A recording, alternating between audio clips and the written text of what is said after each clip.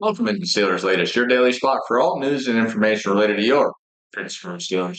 I'm your host, Cole Denis, and please subscribe to the show if you want to comment 2 cents a game with everything Steelers. Let's get rocking as the NFL courts have came out that earlier this week they shut down the Steelers' decision to leave for Dublin earlier in the week.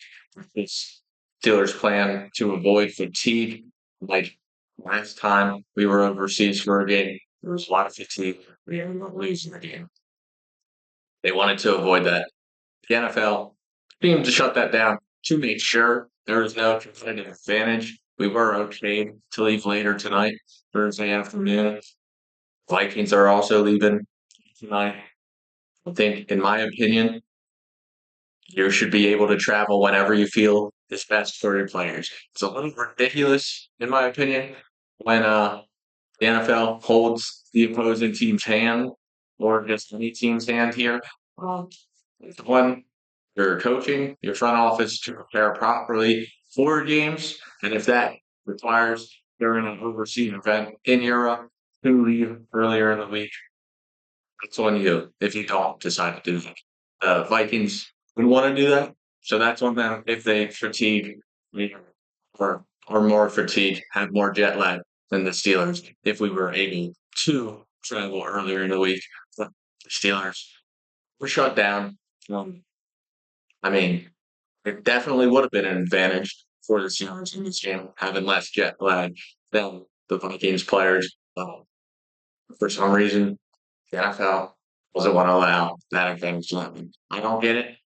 Yes, in my opinion, because it definitely would have benefited our team. And it's what you're doing in this league when you're a head coach or in the front office. You're looking for any minor advantage you can get over a team, and for the league to come in and trying to get the kibosh on that just on travel.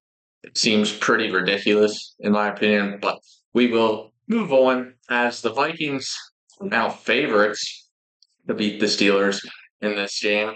They're favored by 2.5 points entering to back weeks now as underdogs here. The Steelers.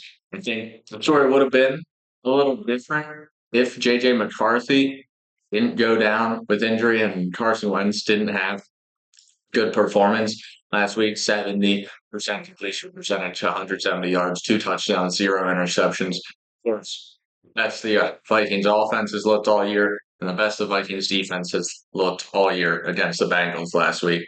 This game definitely does worry me some, especially with how Wentz looked last week. I think with the coaching staff, yeah, Minnesota has, I think they can pull out the best out of the veteran player.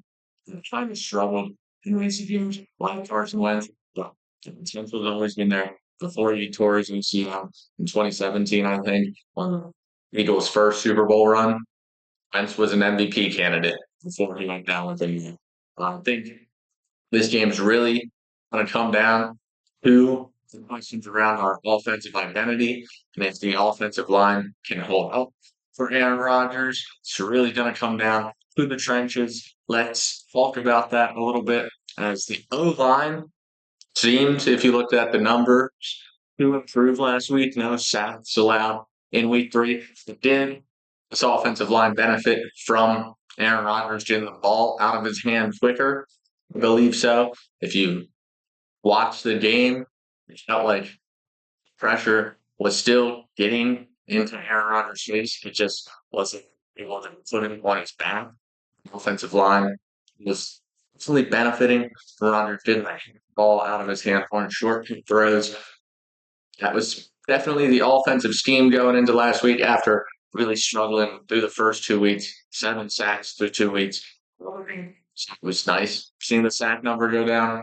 But if you look, Rodgers' completion percentage at 70% and the yards total doesn't really because when you're completing 70% of your passes, you're going over 200 yards.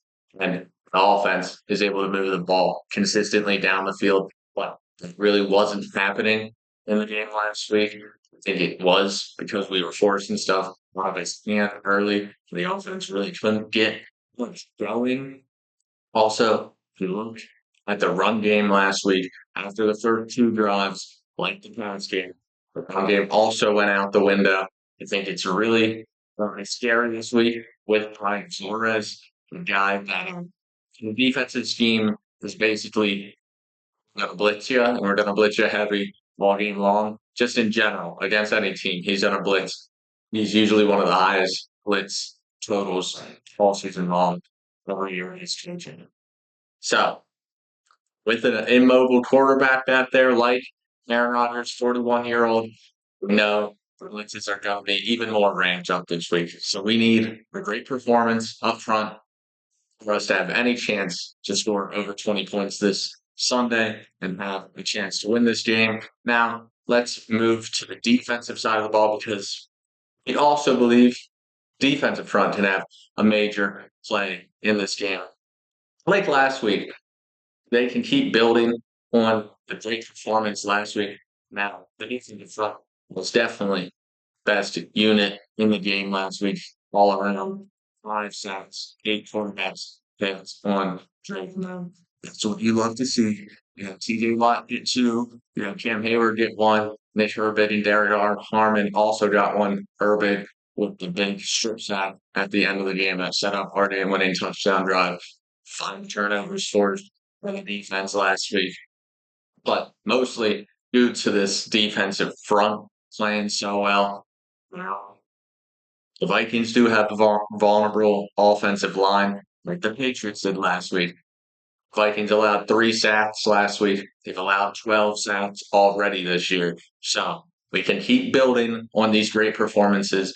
I'd love to see Farman and Herbig continue to build on their young careers. Farman, he just made his debut last week and already was a factor. Herbig, every time he fills in for Alex Highsmith, I'm going to say it again. He plays at the same or better level than Highsmith does, opposite of TJ Watt and TJ and Cam Hayward, both kind of finding that groove now after a couple of weeks and kind of sitting out all off season. And they're really catching the groove of the season as we progress. And also, they should have more help on the back end. Hopefully, more support on the back end this week with possibly Joey Porter Jr. and Deshaun Elliott coming back.